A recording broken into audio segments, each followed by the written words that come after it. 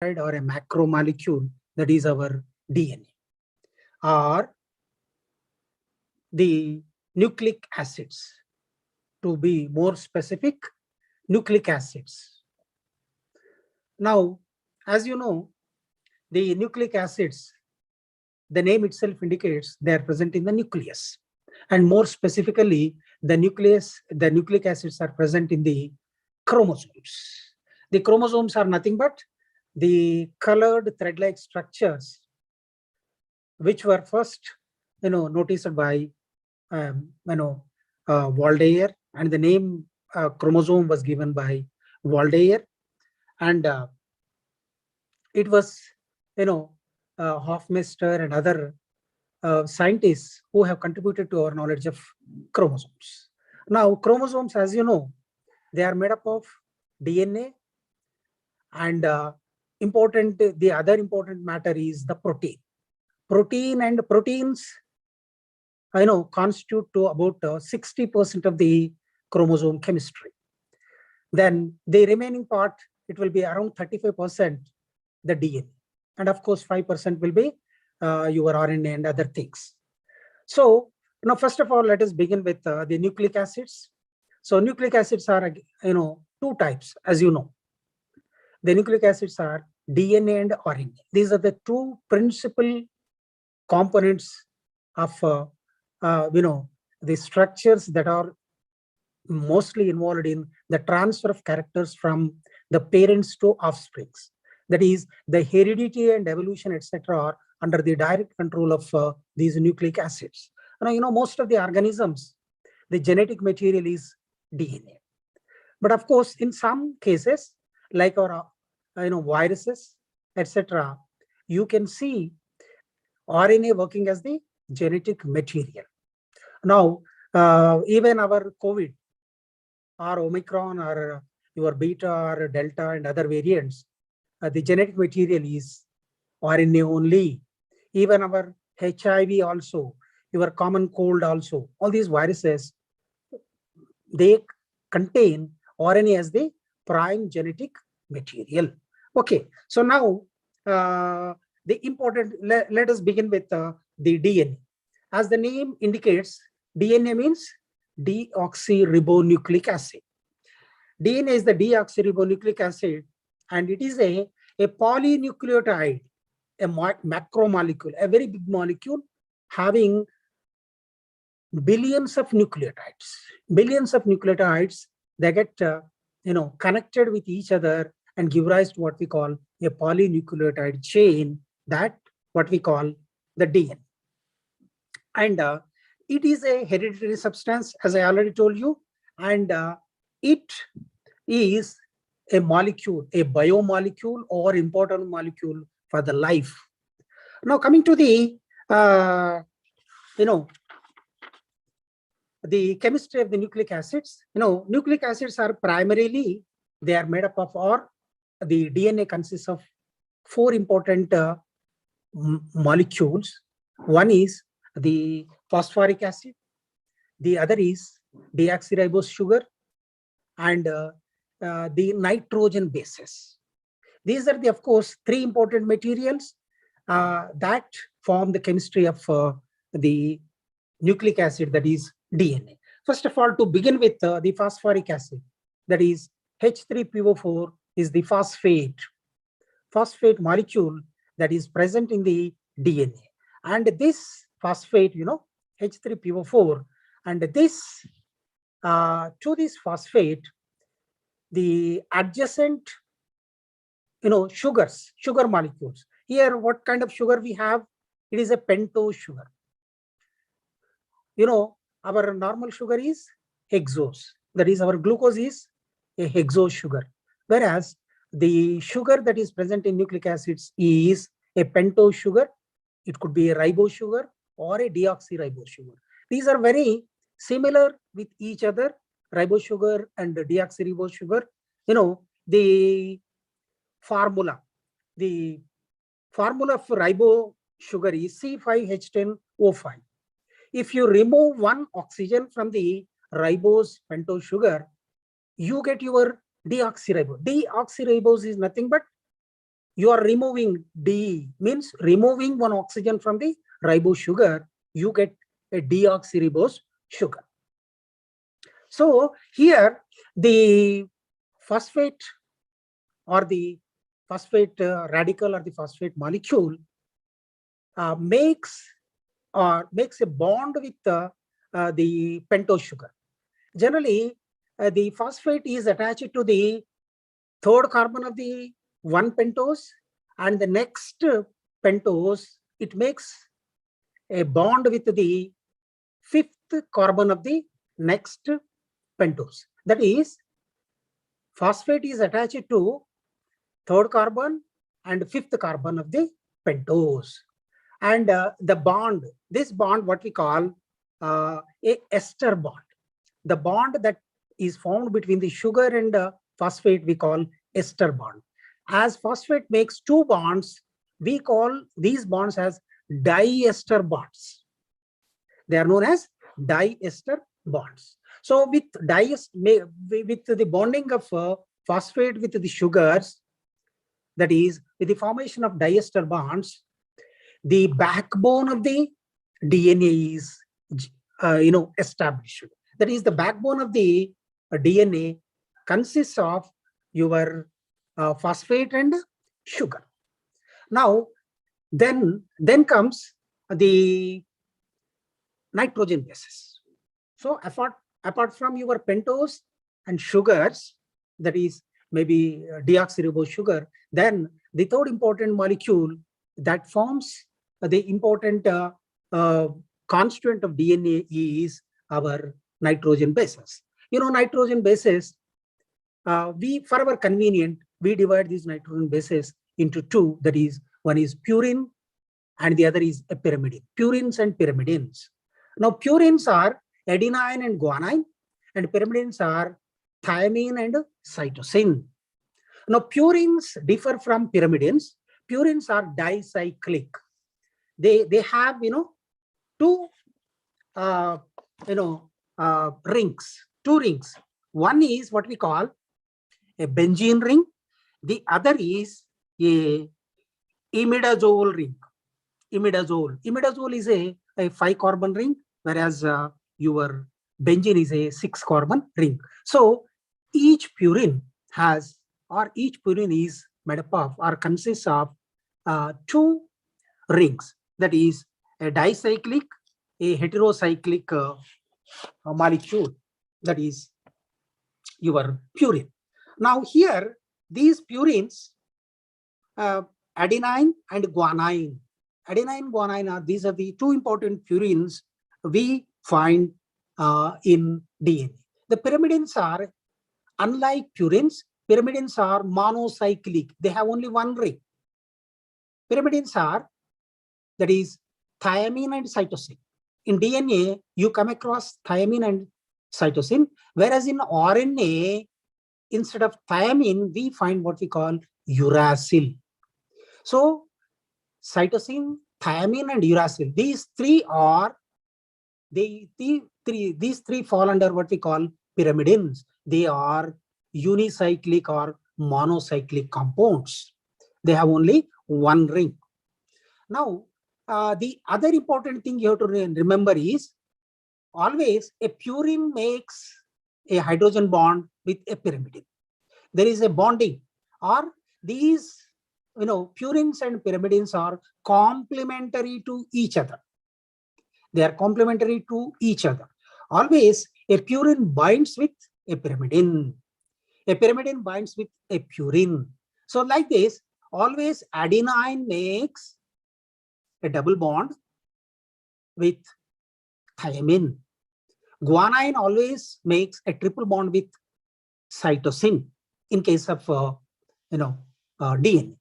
Now, if it is a RNA, generally instead of thymine, you find uracil, AU, A double bond U, and GC is of course common both for purine. This is DNA and RNA.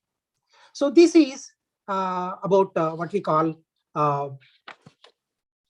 our nitrogen bases. So nitrogen bases, for our convenience, we divide them into purines and pyrimidines.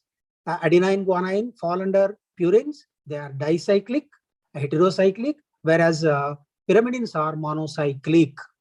Now, then we find what we call the important technical terms such as nucleoside and a nucleotide.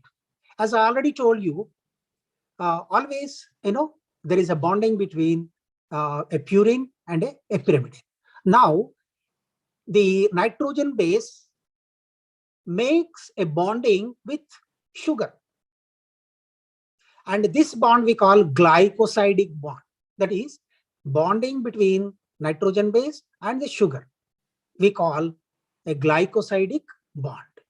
So I already told you, sugar makes a bond with phosphoric acid. That is a ester bond, I told you. So diester bonds are formed. So diester bonds, that is the phosphate and sugar, they make the backbone of the DNA. Now this backbone, so in DNA, what you see is two polynucleotide chains, two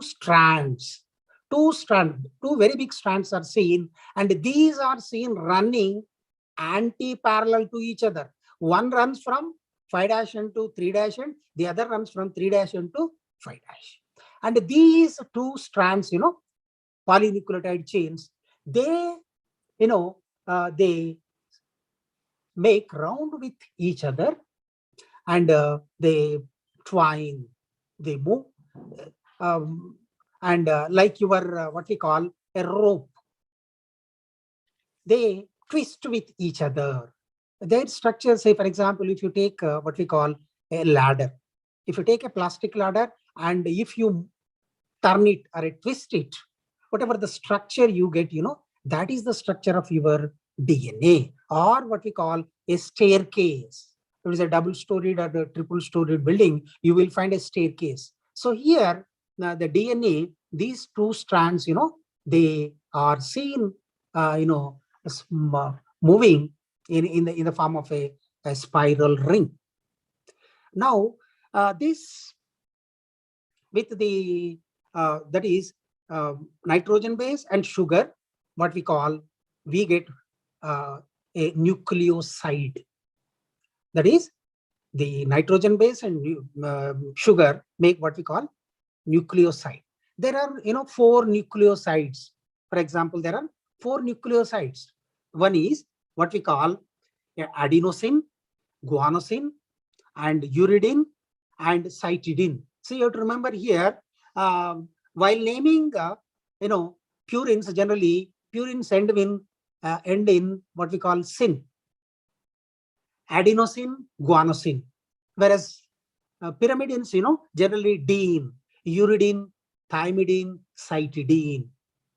So the molecule that is generated with the bonding of a nitrogen base and the sugar, we call that molecule as a nucleoside. And with the addition of phosphate to this nucleoside, we get what we call a nucleotide. So nucleotide means, see, a nitrogen base, sugar, and the phosphate. So like that, we have 4 important nucleotides. To name, adenosine, sugar, phosphate. A nucleotide is what we call adenosine, sugar, phosphate. It has adenosine nitrogen base and the sugar, be it maybe a ribose sugar or a deoxyribose sugar.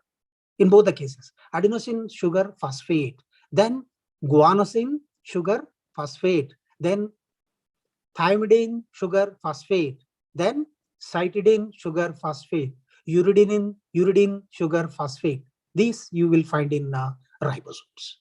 So I think you understood the difference between a nucleoside and a nucleotide. Nucleoside means nitrogen base and sugar. And if you add phosphate to that, then it becomes a nucleotide.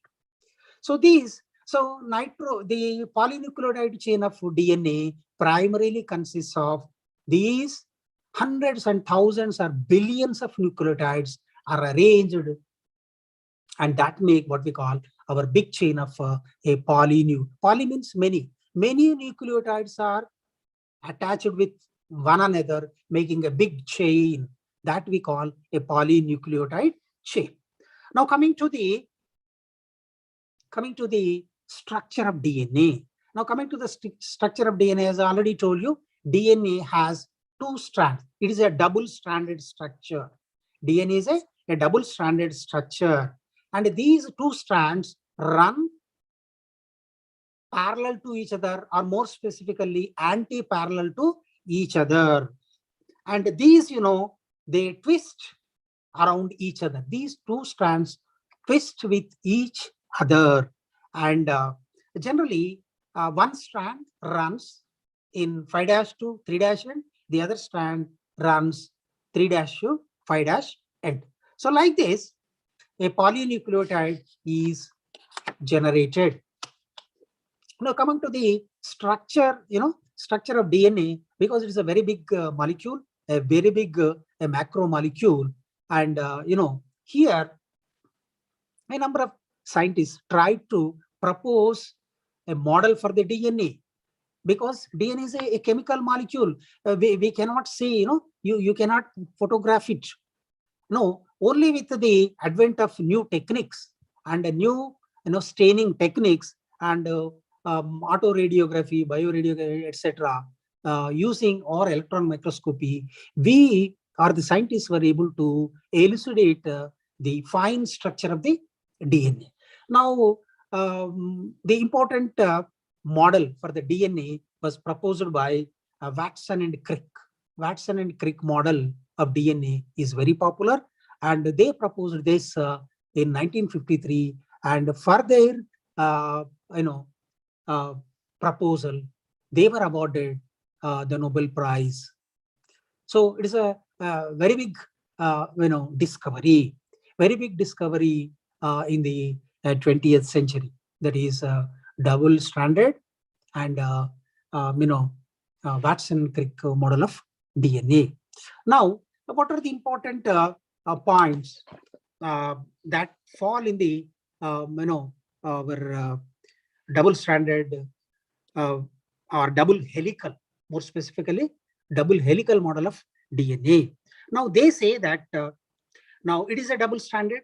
Of course, two strands run anti-parallel to each other, and generally they these strands, one strand and the other strand, these two strands are joined with each other by making bonds with the purine of one strand with the pyrimidine of other strand. And the bonds that are formed between these purines and pyrimidines are hydrogen bonds. Generally, A and T, adenine and thymine, are joined by a double bond, whereas guanosine and cytidine, these two are joined by a triple bond.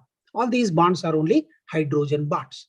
So that's why we get A double bond T or G triple bond C. Now these are always joined.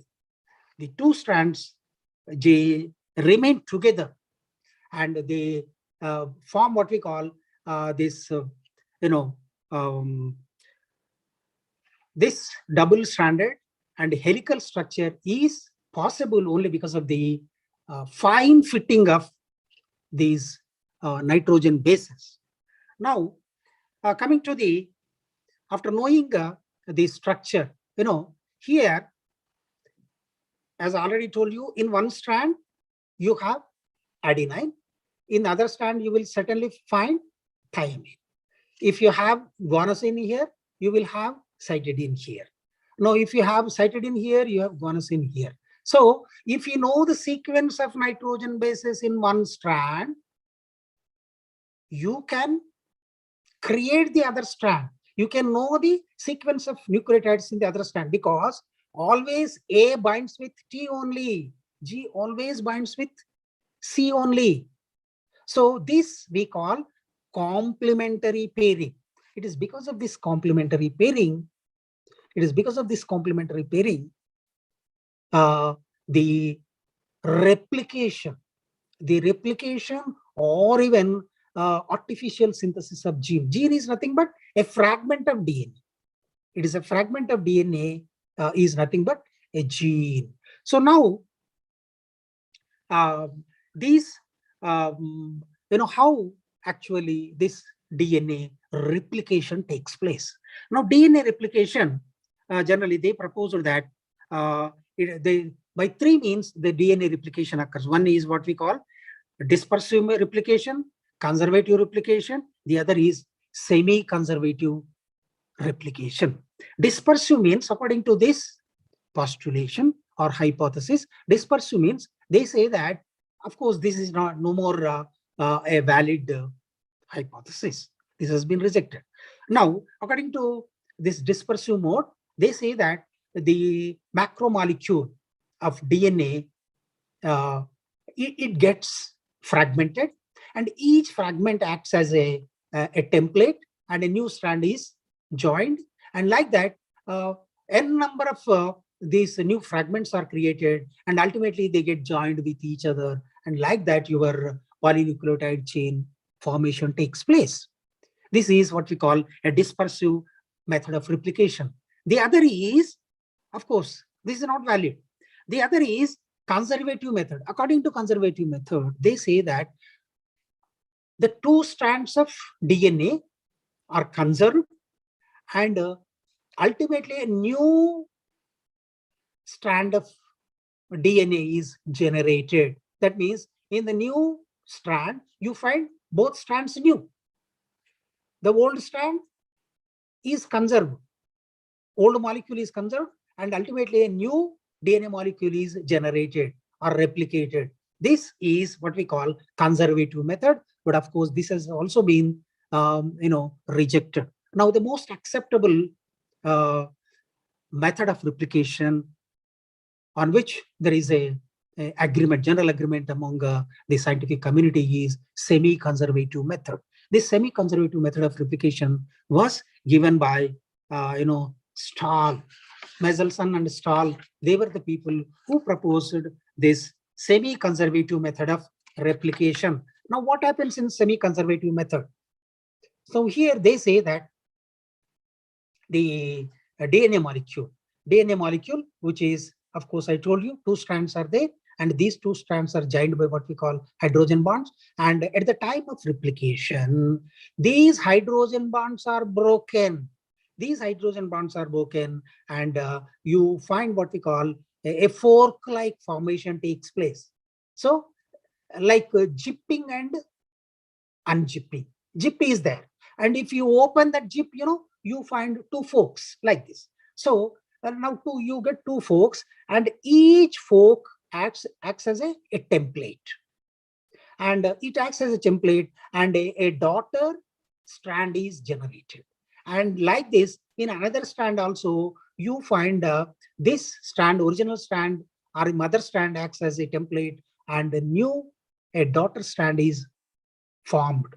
So like that, when complete this synthesis of new strand takes place, and of course at the end what you see, a hybrid DNA, wherein of the two strands, one is parental DNA, the other is the newly synthesized polynucleotide chain. Same is the case with. So in other also you have a parental strand, and the other is a new strand. So like this, why it is known as hybrid? Because it has one original one, or the parental one, the other is the newer one. So this is semi-conservative means, conservation means entire retention. Semi-conservative means what? 50% is retained and 50% new is being added. So that's why we call this as a semi-conservative method. Now in this semi-conservative method, you have to remember one more thing. And for the replication of this DNA, what is needed is we need a number of enzymes. Of course, there are many enzymes are there. Of them, generally, let us know about three important enzymes. One is helicase, the other is polymerase enzyme, and the other is ligase enzyme. First is, what is helicase? Helicase means when the DNA is ready for replication or reproduction, then what happens? Then unwinding takes place. So breaking of hydrogen bonds takes place. This breaking of hydrogen bonds is done by helicase enzyme. Helicase enzyme slowly breaks the hydrogen bond so that these two strands, which were earlierly seen twined against each other, they get separated and a fork-like structure is initiated. So that is helicase. Then comes your what we call polymerase enzyme. So these polymerases are 3 or 4 polymerases are there, especially the DNA, because we are interested in DNA replication. That's why the enzyme that is needed is what we call DNA polymerase. Now in this DNA polymerase, we have polymerase 1, polymerase 2, and DNA polymerase 3. Now, one polymerase helps in what we call accumulation of nucleotides, and the other polymerase is if there is by chance if there is any mispair. I told you always A binds with G binds with C. If there is a mispair, then the DNA polymerase 2, it checks, it corrects, it repairs. So repairing is done by another DNA polymerase. And third one is what we call ligase. So in ligases, what happens? See, I told you 2 strands are there. But in these 2 strands, in one strand, continuous addition of nucleotides takes place. This is called a lead strand. But in other strand, same type of addition will not take place. Now here, the addition of new nucleotides takes place in the form of a fragments. One fragment is generated, then again another fragment is. So here the synthesis of fragment, DNA, new DNA molecules in the form of fragments, and these fragments are known as Okazaki fragments, because it was Okazaki, a famous scientist, who proposed this mode of replication in DNA that we call Okazaki fragments. Now, in Okazaki fragments, I already told you, and you have to remember one thing. Always, the addition of nucleotides always proceed from 5' to 3'. So from 5 to 3 only in both the cases. Now, in Okazaki here, as the fragments are formed and these fragments are joined, like our quick fix, the ligase enzyme acts like quick fix, and these fragments are added, and ultimately you get a new fragment, a new nucleotide, polynucleotide chain. So like this, the DNA replication takes place mostly by what we call semi-conservative method. So the strand where continuous synthesis takes place, that is a leading strand, whereas the other strand is a staggered here in the form of pieces. It takes place step by step. So like this, a lagging strand and a leading strand. Now, then comes what we call, this is about your DNA. Then we will know something about what we call RNA. As you know, as I already told you, RNA is the genetic material in some viruses, but in mostly it is the molecule that is primarily concerned with what we call protein synthesis. Now RNA, RNA is synthesized by DNA only. Now RNAs are primarily of 3 kinds. One is rRNA, mRNA, and tRNA. rRNA means ribosomal RNA, mRNA means messenger RNA, and tRNA means transfer RNA. Now this ribosomal RNA, which accounts for 80% of the RNA of the cell. So 80% of the RNA of the cell is present in the ribosomes only. That is, it is in the ribosomes, and they are synthesized, they are produced in the nucleolus of the nucleus. And after their formation, Generally, they are sent through nuclear pores into the cytoplasm, and where they form what we call two subunits of the ribosome. Ultimately, you get the ribosome proper. So that is a ribosome, and which accounts for 80% of the RNA. And of course, its chemistry, it's similar to that DNA. Here also you have purines and pyrimidines. Only thing is, in pyrimidines, we have, instead of thiamine, you have uracil. That's all. That is the only difference. Now, of course, the other thing is sugar is a ribose sugar, not deoxyribose sugar. So now, and say the glycosidic bonds and diester, the diester bonds, they are same in both the cases. The phosphate makes phosphodiester bonds with the sugar on one hand, and the sugar molecule and the nitrogen bases are added by or joined by what we call glycosidic bonds. And by that, we get a number of nucleosides and nucleotides, more specifically ribonucleotides. So now here, then comes what we call after ribosomal RNA, then comes our messenger RNA, that is messenger. It's it is produced on or produced by DNA. So we will learn about what we call protein synthesis. In protein synthesis, there are two important processes, what we call transcription and translation. In transcription, what happens? Based on the sequence of nitrogen bases present on the DNA, they are transferred onto the mRNA. So production of mRNA based on the sequence of DNA is what we call transcription. And in transcription, you see the generation of mRNA, that is messenger RNA. It is carrying the message from the DNA.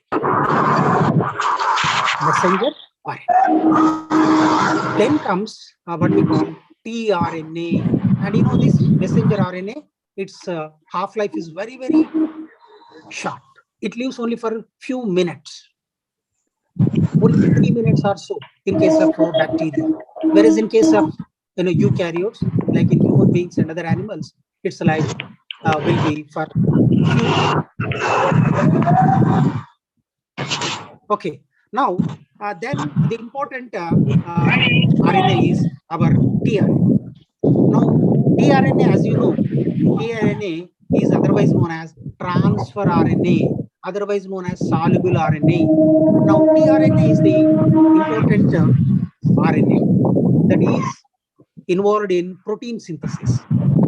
Why it is known as transfer RNA? Why? What do you mean by transfer RNA? Why the name transfer? Because it transfers amino acids from the cytoplasm onto the ribosome, where the protein synthesis takes place. So based on the codons that are present on the mRNA, the anticodon part of the tRNA picks the relevant amino acid from the cytoplasm, and it carries to the site of protein synthesis, that is onto the surface of the ribosome.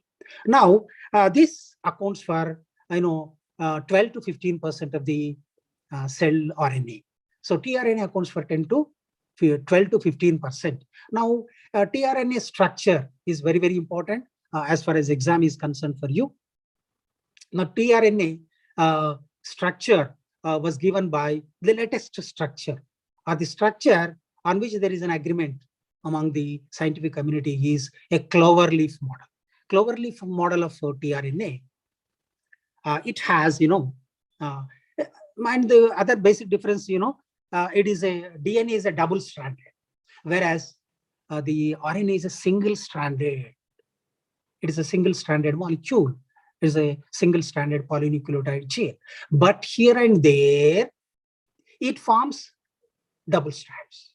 The two, ends. Two ends, here and there, they come closer, and where there is a complementary, base pair, there the bonding takes place. There it becomes double-stranded.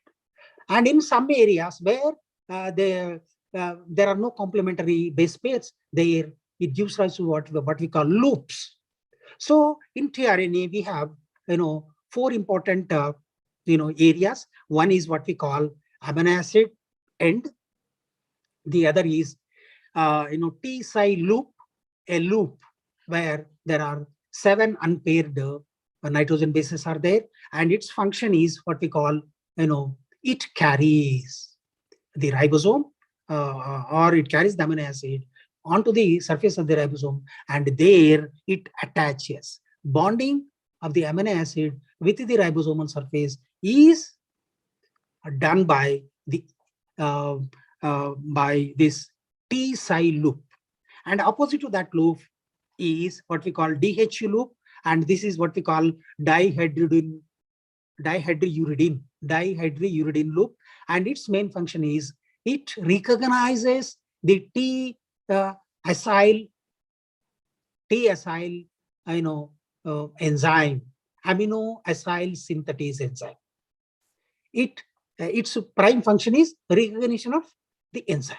The enzyme is amino acyl synthetase enzyme, and the most important end is anticodon end. And here you find 3 anti. These are complementary to the codons that are present on the mRNA. So they are just complementary, opposite to each other. That's why it is known as an anticodon end. So like this, we have 4 important parts in the cloverleaf model. One is amino acid end, the other is T-side end, the other is DHU end, the other is anticodon end. And in some cases, you also have what we call extra arm, and its function is yet to be known. Now, this is about the RNA. So now we have learned about what are nucleic acid and types of nucleic acids, and the structure of DNA, that is Watson and Crick model of DNA, and how the replication of DNA takes place, and what are the different types of RNAs. So examination point of view, generally they may ask you to write about what are different RNAs you studied, and give the or explain the with a suitable diagram the structure of a tRNA, or what do you mean by the Watson and Crick model of DNA, and briefly give its a description. Or sometimes they may ask you what is the replication and how the replication of DNA takes place. So these are some of the important points as far as nucleic acids is concerned. Then we move to what we call chromosomes. Now, as you know, chromosomes. What do you mean by chromo? Chromo means color. So when you add acetocaramine, a dye, to a cell, and generally only chromosomes take this dye. And when you observe under a high power light microscope, you will see some colored threads. So it was, Strasburger who first noticed these chromosomes, and of course, it was Waldeyer. Waldeyer was the man who first coined the term chromosome, and because they are colored bodies or colored threads. And coming to the chromosomes, chromosomes, their number. What we are interested in is chromosome number. What is the number of the chromosome? What is the structure of the chromosome complement in a genome? In a genome, how many chromosomes are there, and what about their structure? And then what about their staining? And all these detailed features can be noticed or can be studied well in a dividing cell, especially in the metaphase phase of the mitosis. On the metaphase, you will find, during the metaphase, during the interphase, generally you don't see chromosomes. Generally, you will see elongated thread-like structures. Now, when the cell enters into division phase, that is prophase, then the condensation of the chromatin takes place, and you will see rod-like structures. They are nothing but chromosomes. Now, chromosomes number, chromosome structure, these are very specific to each organism, or each species has its own number, its own structure of the chromosomes. Now, they are well studied on the metaphase plate. So, this knowing or studying the number of the chromosomes, and then structure of the chromosomes and their stainings, etc., on the metaphase plate gives us details of that particular genome complement of a given organism. And this, this we call a karyotype. That is, what is karyotype? So karyotype helps us to know the number of chromosomes and the position of the centromere and the secondary constriction and whether satellite is there or not, and the nucleolar organizing region, and what about the heterochromatin, euchromatin, etc. All these details, what we call a karyotype. And the diagrammatic representation of this karyotype, what we call ideogram. Generally, if you look the cell, a dividing cell under microscope, you will see chromosomes. But the same if you represent in the form of a drawing, that becomes an ideogram. Now, coming to the chromosomes, chromosomes, each chromosome, if you observe, generally it is a colored thread. Already I told you. If you observe very closely, you will find at some point a colorless spot. This colorless spot is nothing but a primary constriction, or otherwise known as a centromere. Centromere is a disc-like structure which is colorless. And based on the position of the centromere, different shapes you will see on the anaphase. During the anaphase, generally the chromatids, they get segregated, and the chromatid could be V shape or L shape or I shape, etc. Now, based on the position of the centromere, the chromosomes are classified as metacentric, submetacentric, acrocentric, and telocentric. Metacentric means here the centromere is in the center. So two arms are equal. If one arm is big and when one arm is small, then you get what we call L shape. This we call submetacentric. In some cases, acrocentric, very big and very small. And telocentric is a case wherein the centromere is at the end. If the centromere is the end, and on the metaphase plate or in the anaphase, the chromosome looks like I. So coming to the number, the number of chromosomes for each species is very, very specific. What is the chromosome number of a human cell? There are 46 chromosomes or 23 pairs. Of these 23 pairs, we can classify them into two categories. What are they? One is an autosome, the other is allosome. Allosomes are otherwise known as sex chromosomes. All the vegetative characteristics are under the control of autosomes, whereas the allosomes determine the sexual characters. In human beings, we have two sex chromosomes, X and Y. If two X are there, then it is a female. If there is one X and one Y, it is a male. So sex is determined by allosomes or sex chromosomes. Now, generally the staining, acetocaramine and the other basic dyes are there, which are used for staining the chromosome. Now, if you observe very carefully, the entire chromosome will not take this color in a uniform way. Some areas take more stain and they become very dark, whereas the other areas take a little amount of color and they are rather pale or little colored. And such areas which take little amount of color, they are known as euchromatic areas, euchromatin. And the area that is the dark colored which takes maximum strain are known as heterochromatin. Generally, heterochromatin areas contain inactive genes. The genes in the heterochromatin are inactive, whereas in euchromatin area, the genes are very, very active. So by observing the staining, you can roughly calculate about the gene composition of that particular and the activeness of that particular chromosome. Now, this chromosome, already I told you, if you observe a chromosome, and generally it has two chromatids, and they are known as sister chromatids.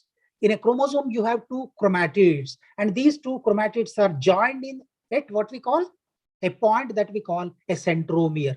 Centromere is a colorless disc-like area where these two chromatids are joined with each other. And in a chromatid, this centromere divides each chromatid into two parts, and these are known as arms. These are on either side of each chromatid, you find what we call arms. So chromatids and arms. So a colorless structure that is present in a chromosome is called a centromere. And the importance of the centromere is centromere helps, for the division of chromosomes. During the cell division, there is a splitting, what we call splitting of chromosome takes place, and these two chromatids get separated with each other. They are pulled to the respective poles by what we call spindle fibers. Spindle fibers are seen attached to the centromere, and when they are pulled, the chromosome splits into two and move to respective poles.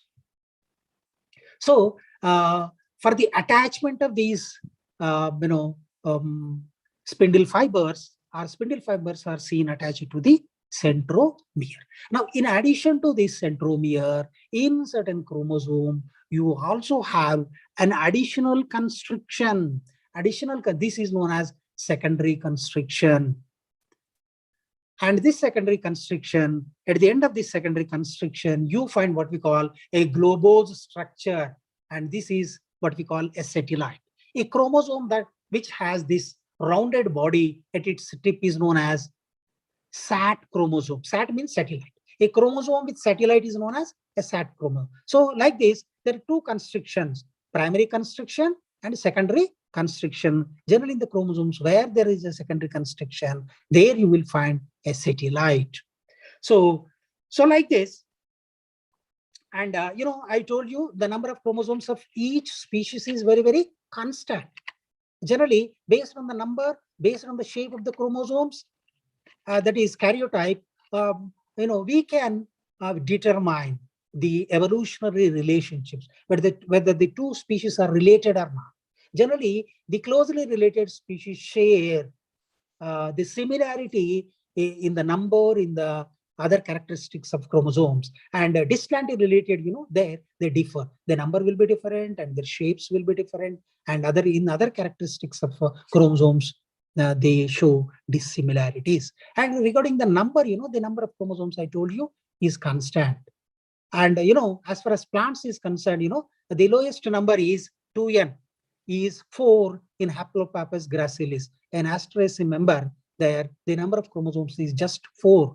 And whereas in a pteridophyte Ophioglossum, there are more than 1200 chromosomes. 1260 chromosomes are there in Ophioglossum.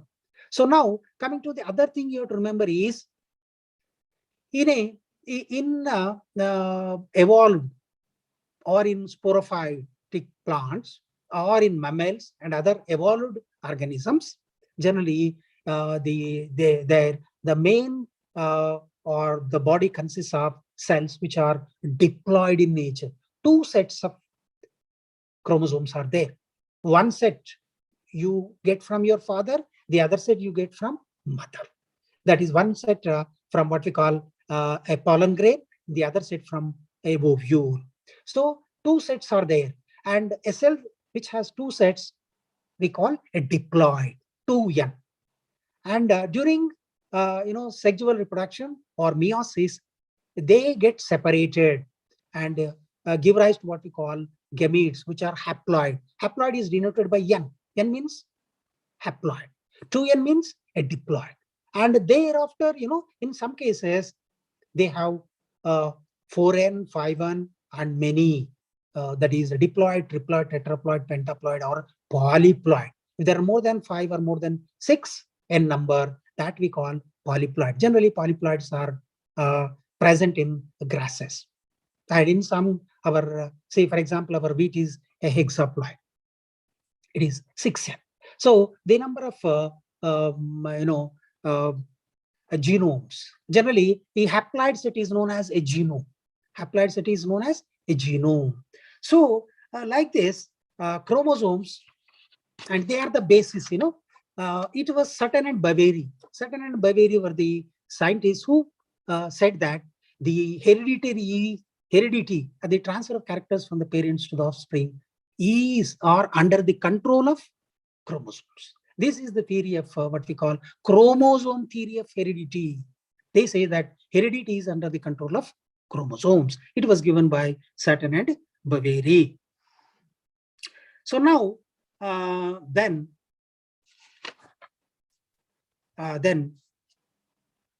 I told you already, euchromatin and heterochromatin. Generally, euchromatin is uniformly stained, whereas heterochromatin is darkly stained, and generally heterochromatin has inactive genes. So now, coming to the minute structure of the chromosome, the ultra structure of the chromosome. Now, if you observe the chromosome, generally chromosome under light microscope, you will see only a rod-like structure. But the fine structure of the chromosome, if it is observed under an electron microscope, you will see that the fine structure of the chromosome. I told you what the chromosome contains. Chromosome primarily is made up of DNA, a bit of RNA, and the protein. The protein, important, the protein accounts for 60%, whereas 35% is by DNA. Now, you'll be surprised to know that the DNA that is confined to the chromosome. Say we cannot see the cell. Then forget about the viewing of a nucleus. Then no question of seeing the chromosome, and very remote possibility for viewing the DNA. But the DNA, if you separate the DNA from our 46 chromosomes, and if you add end to end, it will be of 1 meter length. See, 1 meter length. 1 meter length DNA is packaged into a small, that is chromosomes whose sizes are expressed in what we call nanometers. Nanometers, very small. So they are packed. They are packed in a chromosome. Now this packaging of DNA has been worked out by especially Kornberg and Thomas. They proposed what we call a nucleosome, that is on the DNA. Say DNA, if you observe on the DNA, you will find what we call many like your strings on a thread. So balls on a string, or here there are strings like these DNA. DNA makes makes rounds around this protein. That protein is what we call histone. The important protein that is involved in the packaging of DNA is a histone. Now, the histone protein has 4 important units. These 4 important units, they are what we call H2A, H2B, H3, H4. They are represented double. That is H2A2, H2B2, then H3,2, and H4,2. That means this forms what we call an octamer, 8. So 8 globular structure of the histone. It has 8 octamers, 8 units. 8 units make what we call an octamer. And this DNA, it's a polynucleotide, big polynucleotide chain. And this makes rounds around the octamer, and adjacent octamers are joined by what we call a linker DNA. So like this, because of the supercoiling, because of the supercoiling of DNA around this octamer, lengthy DNA is perfectly included within the short nanometer size chromosome. And these beaded structures, beads on a string, this is nothing but beads on a string. Now these beaded structures are known as nucleosomes. And this nucleosome theory or solenoid model was proposed by Thomas and Kornberg. And because of that only, because of this supercoiling only, we are able to see the DNA enclosed.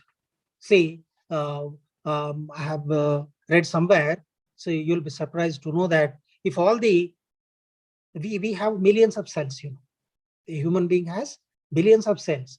If you extract the DNA from all the cells, and if you join the DNA end to end, it will run between moon and earth. See, such a long distance DNA is compactly placed within the nanometer size chromosomes. This is because of the supercoiling or the formation of what we call beads and string-like structures known as nucleosomes. Then we move to, after this chromosomes, then we move to what we call, additional chromosomes. Now, the function of the chromosomes, the important function is what is the important function? Transfer of characters from one generation to other generation. And it is the, it is because of that, number of physiological or biological functions of a cell are determined by DNA, that is protein synthesis, etc., or your enzymes, your hormones, everything is under the control of DNA or directly or indirectly helped by the DNA for their formation. Now, in addition to our autosomes and allosomes, in certain insects, special type chromosomes are found, and they are very big. That's why they are known as joint chromosomes. Joint, not G-O-I-N-T, G-I-A-N-T, joint, very big chromosomes. Because of their size, they are known as joint chromosomes. And joint chromosomes, then generally these special types chromosomes, we have 3. One is polytene chromosome, the other is lamb brush chromosome, the other is beta B chromosome. Now, first of all, what do you mean by this polytene? During cell division, we 2 stages, what we call karyokinesis, cytokinesis. Karyokinesis means division of nucleus. Then the division of the cytoplasm. Division of nucleus is karyokinesis. Now here what happens? Each chromosome during mitosis, generally chromosome splits into 2 and chromatids are moved to respective poles. Whereas in meiosis, the homologous chromosomes get separated and 2n becomes n. Now, so here in karyokinesis, what happens? There is a division of nucleus. But in some cases, in exceptional cases, the division of nucleus or the disappearance of the nuclear membrane fails. Nuclear membrane remains intact, and the chromosomes get multiplied, but they fail to segregate. Because of that, in each chromosome, you will see multiple chromatids. That is, many chromatids are there in each chromosome. That leads to what we call polytene chromosomes. Poly means many. Many fibers, many fibrillous structures are there in each chromosome. This is what we call a polytene chromosome. And these polytene chromosomes were first noticed in what we call chironomus insect by Balbion. And he has noticed, many darkly colored and light colored areas, and he named them as bands, dark bands and light bands. And here and there he has seen what we call formation of loops. And these loops, because loops are formed, and these loops are known as Balbion rings. Now, generally, in addition to Chironomus insect, they were later in 1933, they were also noticed in the salivary glands of Drosophila melanogaster. These polytene chromosomes were even observed in Drosophila melanogaster. So here, because of the endomitosis, that is failure of the breakdown of the nuclear membrane, the multiplication of the chromatids takes place, leading to the formation of polytene chromosomes. Now, then comes what we call the lamp brush chromosomes. Lamp brush, lamp brush means a special brush. You will find what we call pill-like. On either side, you will find many bristles. And generally, in good olden days, when the electricity was not available, we used to have, lamps, oil lamps. And because the lamp used to, it used to become black. And for cleaning of this soot, black soot, specialized brushes were used, and they were called lamp brushes for cleaning. So as these chromosomes resemble a lamp brush, that's why they are known as lamp brush chromosomes. And generally, these lamp brush chromosomes are found in fishes, amphibians, reptiles, and apes, which are egg-laying. They are not mammals. They are egg-laying animals. They have, large amount of yolk. The large amount of yolk is there. For example, if you take an egg, what do you find? Large amount of yolk. Rich food for the developing embryo. So for the production of large amount of this food material, especially the proteinaceous material, these extra rings, extra loops that are present in the lamp brush chromosomes help in the secretion, production of large amount of yolk. So generally, we come across these lamp brush chromosomes in amphibians, fishes, and reptiles and birds. And it was only Fleming in 1882 was the first, and later on it was Ruckert. Ruckert was the man who noticed this lamp brush chromosomes even in shark. Shark cells also in shark animal or fish, a kind of fish, or it is a water living mammal where you will find these lamp brush chromosomes. So the last one is what we call a beta chromosome. Generally, in animals and plants, in addition to your autosomes and allosomes, here and there you will find small, darkly stained chromosomes. They are known as B chromosomes. And generally, in metapodious insects, generally they were first observed by Wilson in 1905. And generally, the organisms or insects which show large number of these supernumerary chromosomes or extra chromosomes or beta chromosomes, they are infertile. The fertility gets reduced.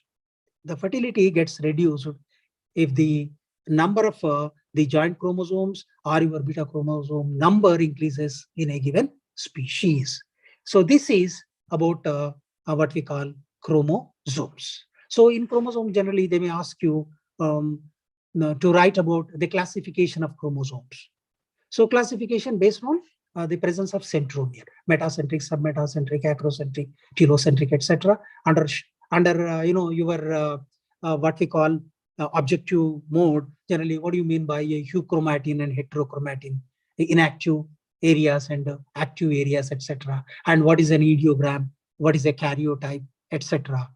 You may get under the examination under the short notes or under an objective type. So I think we had to run because the time is very little, that's why the portion is very large, and we are supposed to cover the entire thing in 6 classes. That's why I had to rush very fast, and there is no alternate. And one suggestion I can make for you is, so before you go through the material, I advise you get yourself refreshed with your intermediate books. So all the basics are there in your intermediate book, and if you go through them once, and then if you go through the material that is there with you, I hope you will face the examination with confidence, and I am sure that everybody will get through this paper, that is fifth paper, because it's very, very easy. And in the next class, generally, I think on the next Saturday and Sunday, we have the next classes. In that, we will study about the cell division, of course, mitosis, meiosis is there, and then we may know little about the genetics. So still we have genetics. Another big thing, that is Mendelism is there, and your fine structure of your fine gene and the genetic engineering, etc. are there, and the genetic code is there, and protein synthesis. Some of the major topics are there, and in addition to that we have uh, uh, crossing over, etc. are there, and gene interaction, etc. are there. We will cover in the succeeding topics. Okay. Somebody was I saw somebody raising hands, but because time is running out, that's why I could not encourage you. Now, if you have any doubt, now it is the time for us for interaction. Now you can ask me any question if you have as such.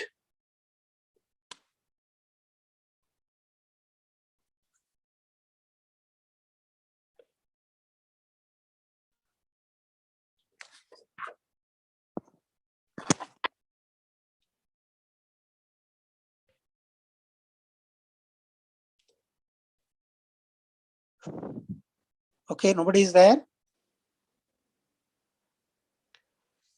If we don't have any in a query, then let us close our session for now, and let us meet in the next week. Thank you.